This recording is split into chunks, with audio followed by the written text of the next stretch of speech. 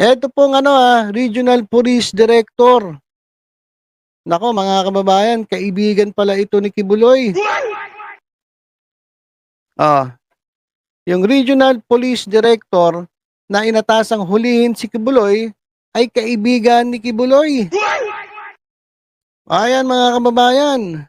Ayan Regional Police Director. Sabi naman ni Regional Police Director, says friendship will with Kibuloy will not affect manhunt for fugitive pastor. O sabi naman niya na bagamat magkaibigan kami, hindi yan makakaapekto sa aming paghahanap manhunt dito kay Puganting Kibuloy. Ayan po yung sabi ng sabi ng regional director. Basahin ko lang ilang comment dito kung naniniwala sila. Sabi dito ng isang kababayan natin, "We, di nga." Tingnan ninyo. Yung mga kababayan natin sabi, "We, di nga." Hirap hanapin pag naghahanap. Hirap hanapin pag ang naghahanap ang nagtatago. Tingnan nyo mga kababayan halos lahat po ng komento rito, ayan nakikita nyo naman sa screen halos lahat ng komento rito talagang lumalabas tuloy, wala na silang katiwa-tiwala sa mga kapulisan Wala, imposible. Ito nga mga senator natin 'di ba? Sabi ni si Robin Padilla, grabe sobra-sobra pagtatanggol dahil kaibigan niya 'to si Kibuloy 'Di ba sabi ni Robin Padilla? Wala, kahit ano mangyari, paglalaban niya si Robin Padilla. Pero ngayon, medyo nung lumabas yung warrant of arrest kay Robin Padilla, tumahimik O, bakit tumahimik si Robin Padilla? Sa tingin nyo guys, bakit tumahimik si Robin Padilla? Hindi katulad dati na talagang pinaglalaban niya. Inaaway niya yung mga senators na talagang kasama niya pa sa committee. Talagang pinaglalaban niya. Pahiramin ka ba naman ng aeroplano, helicopter at bigyan ka ng budget para manalo bilang senator, number 1 pa. Siyempre, tatanawin mo sobra-sobrang utang na loob yan diyan kay Kibuloy. Kaya ito si Robin Padilla, sobra-sobra yung pagtatanggol dati. Pero ngayon, bakit biglang tumahimik? Korte na kasi. Hindi lang po yan. Alam niyo ba kung bakit tumahimik si Robin Padilla? Kasi nakita niya mga kababayan na marami nagagalit na taong bayan sa kanya. At nakita niya yung kanyang status sa mga survey. Nakita niya na medyo mataas yung kanyang pasok siya dun sa survey at ito pa nga mga kababayan gusto pa ata siyang gawing kandidato for vice president. Gusto pa siyang kunin na 'di ba? Sabi ni Panelo, meron silang inilalaban ngayon Sara Duterte for president, Robin Padilla for vice president. So ibig sabihin, nakita niya yun, nako, teka, pwede pala ako maging vice president. Kaya sabi niya, diyan ka muna Kibuloy. Aking kaibigang Kibuloy, diyan ka muna sa Gedli. Mas importante sa akin itong aking pananaw, itong aking pangarap, naging na mas mataas na posisyon sa gobyerno. Nakita niya yun.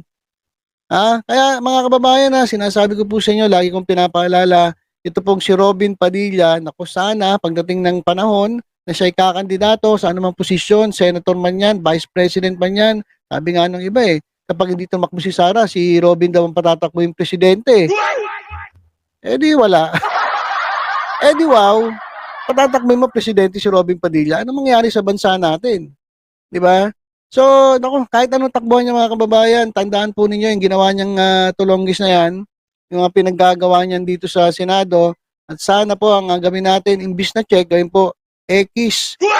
Ayan po dapat ang mga boto natin yan sa mga senators. Sino-sino pa yan sila? Cynthia Villar, De La Rosa, sino pa ba? Bongo.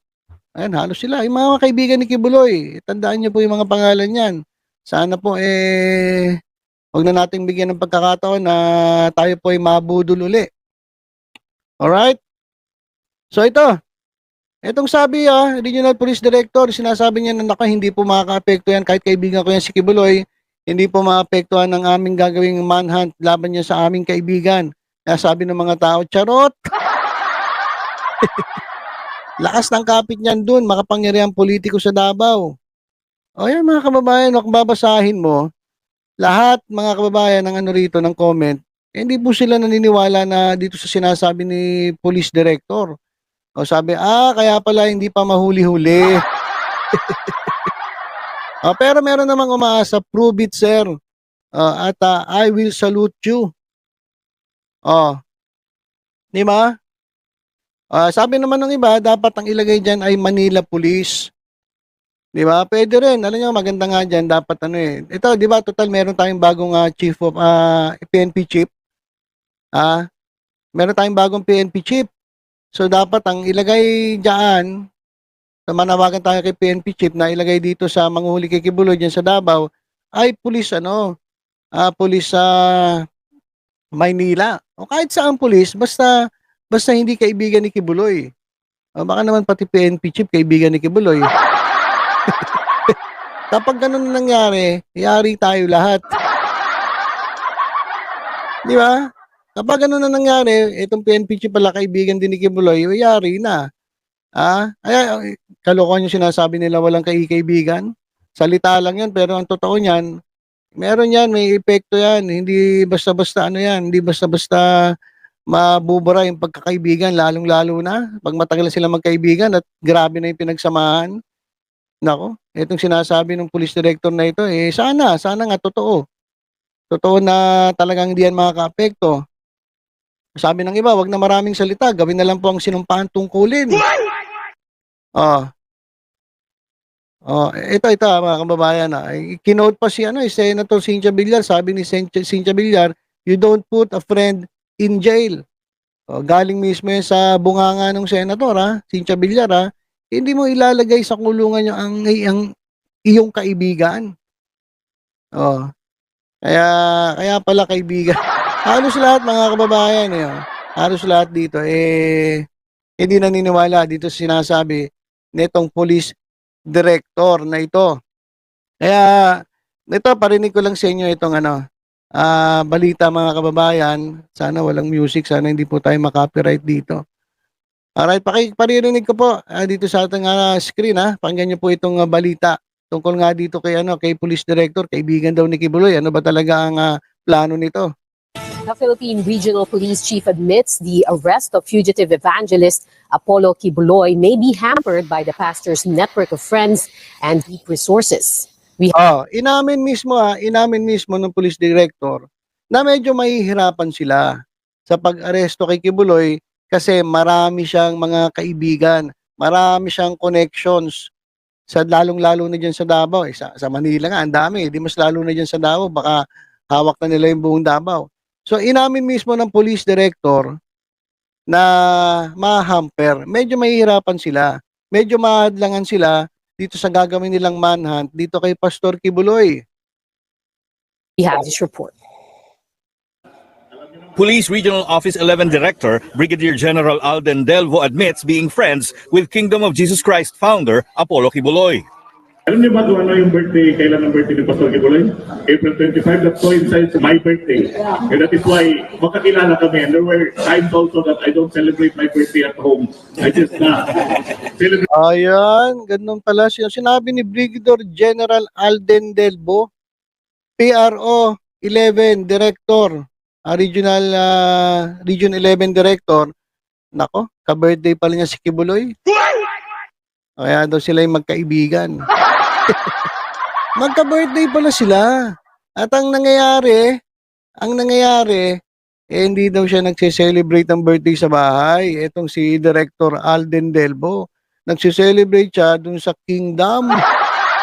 Doon sa kaharian ni Kibuloy. O doon pala siya nagse-celebrate ng birthday. So alam na this. Walang yan naman, Every birthday pala malamang hindi lang birthday nung regional director, baka birthday ng mga anak niya,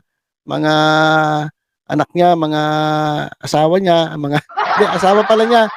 Hindi po mga asawa po niya, mga anak niya. O baka pati birthday ng aso. Malamang dinadala niya kay Kibuloy. Ganun po yun kasi pagkaibigan mo, di ba? Birthday po ni friendship. Birthday po ni nung inaanak nyo. Ganun ba? Papantay mo rito. Ganun ang nangyayari. So, inamin niya na ka-birthday niya si Kibuloy. Kaya ito, ewan ko kung maniniwala pa kayo sa mga susunod na sasabihin nito. Written dito sa kingdom niya. But he says their friendship will not hinder authorities' manhunt for the fugitive pastor. Doon siya nakikibirthday kay Kibuloy doon sa Kingdom pero hindi naman daw makakaapekto. Alam niya na dahil sa sa maraming kaibigan si Kibuloy, mahihirapan sila. Mahamper medyo babagal yung kanilang paghuli kay Kibuloy. Pero siya bilang director, kahit kaibigan niya raw si Kibuloy, hindi raw yun makakaapekto. Kahit doon siya nagsi-celebrate ng birthday kay Pastor. Sa kaharian ni Kibuloy. So kayo ba maniniwala pa dito kay Police Director? 'Di ba? So imposible mga kababayan, imposible. So dapat mga kababayan, dapat ang gawin nitong PNP chief natin yung bago, dapat maglagay lang siya ng ibang manguhuli diyan sa Davao, palitan yung mga nandiyan sa Davao. Kasi unang-una, yung loyalty ng mga pulis diyan sa Davao na kay Duterte. Alam na alam naman po natin 'yan. 'Di ba? Balasahin na yan, palitan ng mga tao yan, ibahin na muna yung tao dyan. Kasi wala familiarity yan, imposible yan, kahit anong kalokohan yan, imposible yan mga kababayan. Isasabihin niya na kakaibigan niya, tapos sabi ni mismo ni Cynthia Villar, you cannot put a friend in jail. Hindi mo, mailalagay yung kaibigan mo sa kulungan. Kibuloy has a warrant of arrest for sexual and child abuse issued by a Davao Regional Trial Court. Being a policeman, being a regional director, I'm just a professional. I'm just doing my job. I have his warrant. Wala man kaming kaso sa isa't isa. Maybe he has something Ano sabi niya? Ito bilang regional director daw, gagawin niya yung trabaho niya. We don't have any grievance against each other. Wala daw silang kumbaga samaan ng loob, pinag-away. Or maybe he has something to answer in the courts of law. But I am just doing my job. With that, I will really exert effort in finding him and bringing him to the courts who issued the warrant. Ayan sabi ni Director, to answer in the courts of law, but I'm just doing my job. So with that, I will really exert effort in finding him and putting him bringing him to the courts, to those who issued the warrant. Kaya pala ilang araw na parang wala pa rin nangyayari. Well, anyway, in fairness dito kay Police Director, malay nyo, di ba? Malay nyo, magdasal na lang tayo para sa himala, kumilo sila para hulihin si Kibuloy. Delvo spoke after authorities visited the properties of Kibuloy in Davao to serve the Senate's arrest order for failing to attend the committee hearings on the child and sexual abuse complaints against him. The Senate Sergeant-at-Arms, led by The best free website builder strikingly has Teka lang, meron pong ads. Tapusin lang natin yung ads. Hindi po titigil to hanggat di natatapos Alright, skip ad. Ayan po. Sana yung volume natin. Ito. of Investigation Southern Mindanao Region tried to serve the order in the Prayer Mountain in Barangay Tamayong, Davao City, in Glory Mountain, also in Barangay Tamayong, and a resort in Samal Island, Davao del Norte, allegedly owned by Apollo Kibuloy. But authorities came up empty-handed. The arrest warrant was instead received by Kibuloy's lawyer, Attorney Israelito Torreon.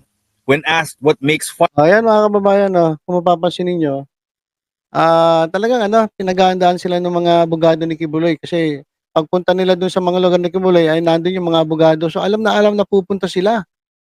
'Di ba? So mas magaling pa tong mga abogado ni Kibuloy. alam na pupunta sila 'di ba? Syempre, hindi naman yung ni Kibuloy, hindi naman lagi nasa resort o nasa opisina kasi may inaasikaso yung kaso ni Kibuloy. So the fact na naghihintay sila ron, alam nila na pupunta itong mga magbibigay ng arrest warrant.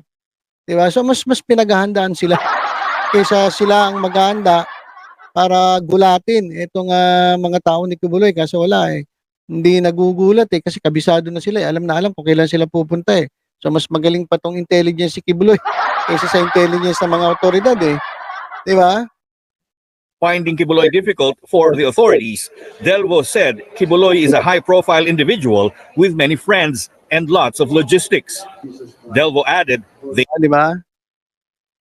Alam talaga nila ang daming mga kaibigan to, logistics.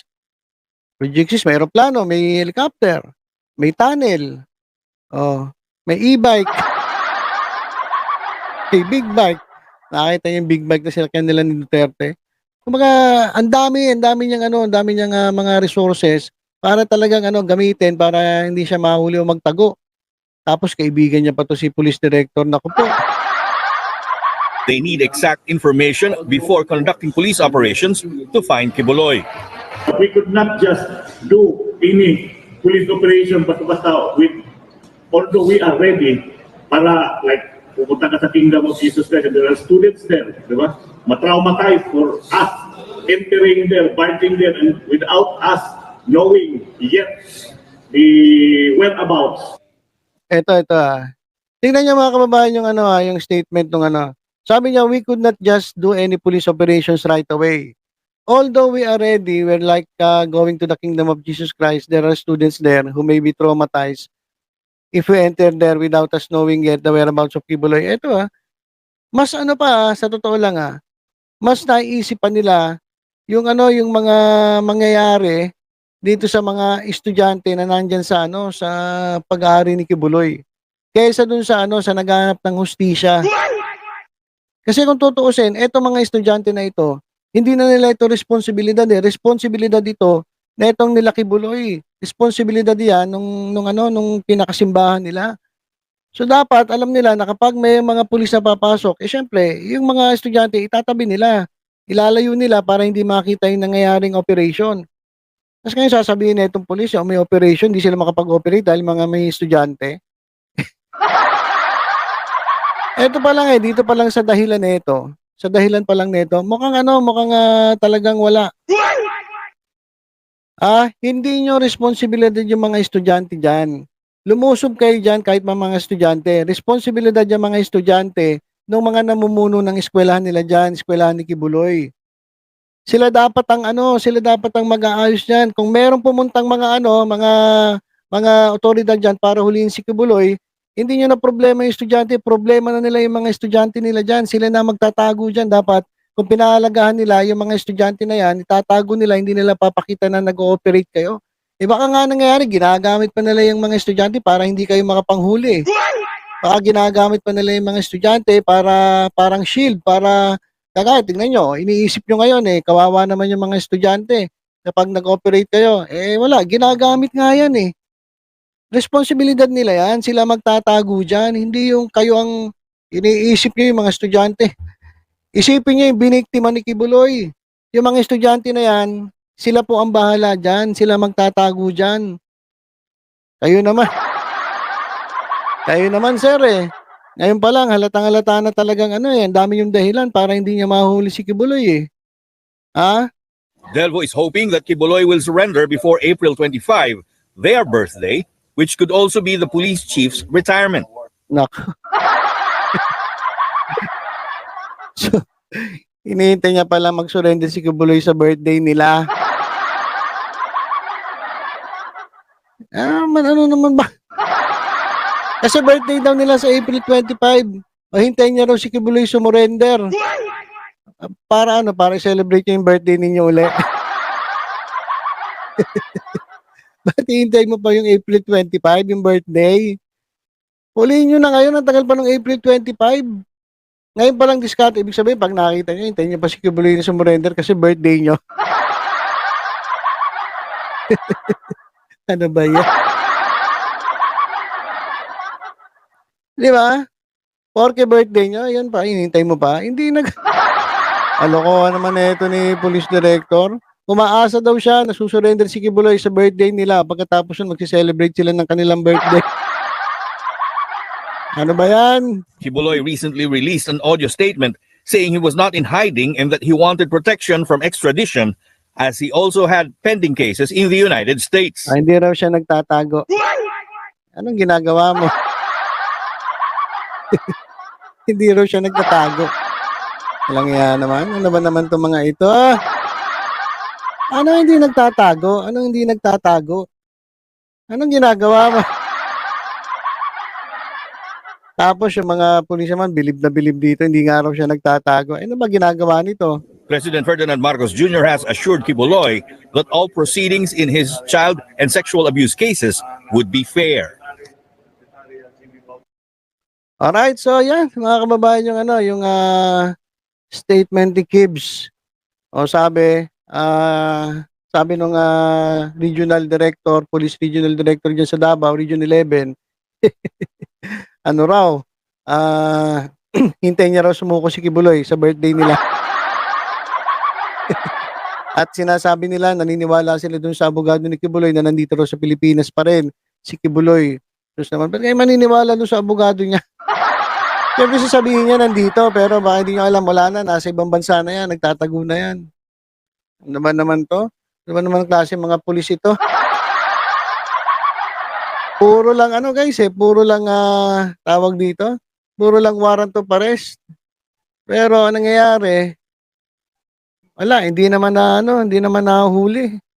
Kahit umabot pa ng 100 warrant of arrest yan, hanggat hindi kayo seryoso sa paghuli, hanggat natatakpan yung mga mata ninyo, excuse me, hanggang nabubusala ng inyong mga bibig, hanggat nalalagyan, napupuno, napapaldo ang inyong mga bulsa, hindi nyo hulihin yan. Oh. Kaya kinakailangan, yun nga sinasuggest ng iba, palitan nyo na lang. Baka pwedeng palitan yung police director dyan kasi wala imposibleng yan. Taon-taon pala doon nagsiselebrate siya. Kasama ni pastor Kainuman niya pala yan, katropa niya pala yan So, wag kayong umasa dyan kay director. Sinasabi niya lang na hindi makaka-apekto pero sa sinasabi pa lang niya, kung ano ng mga sinasabi niya, malabo pa po yan sa sabaw ng pusit. Sa totoo lang, malabo pa po yan sa sabaw ng pusit, nakikilos yan. Alright, so dapat kay police sino ba yung bago nating PNP chief, Marbil? Sir, baka pwedeng palitan nyo na lang yung yung niya sa Davao muna. Samantala, pag nahuli si Kibuloy, tsaka nyo ibalik. Kasi magsi-celebrate pa ng birthday yan dun sa sa kingdom ni Kibuloy. Nagtitipid doon siya nagsi-celebrate dun sa kingdom ni Kibuloy. Sayang ding gastos kung siya gagastos. At doon siya magsi-celebrate sa sa kingdom ni Kibuloy. So, dapat palitan muna yan. Palitan nyo muna. Lagay ka ng bagong pulis dyan, director. At pagkatapos nun, ayun na. Uli na si Kibuloy. Kasi hanggat nandyan yan, mga kababayan, sa tingin ko lang ewan ko, sa tingin din ng ating mga kababayan, malabo yan. Mukhang malabo mangyari yan na talaga magiging seryoso sila sa paghuli kay Kibuloy. Ngayon pa nga lang, kitang-kita ninyo. Pag nagpupunta dun sa mga hideout, parang relax na relax na. Parang may prayer meeting lang Di ba? Parang may prayer meeting lang tapos pipirma-pirma sila, kakamay-kamay sa mga tao. May bit-bit ka mga Armalite, pero wala, nakasakbit, nakatago lang, hindi pa ata nakakasa. Wala talaga, wala mga kababayan. So dapat lahat ng aresto kay Kibuloy dyan sa Davao, palitan nyo ng mga pet malu na talagang ipapatupad yung batas nang walang kinikilingan, walang pinoprotektahan, serbisyong totoo lamang.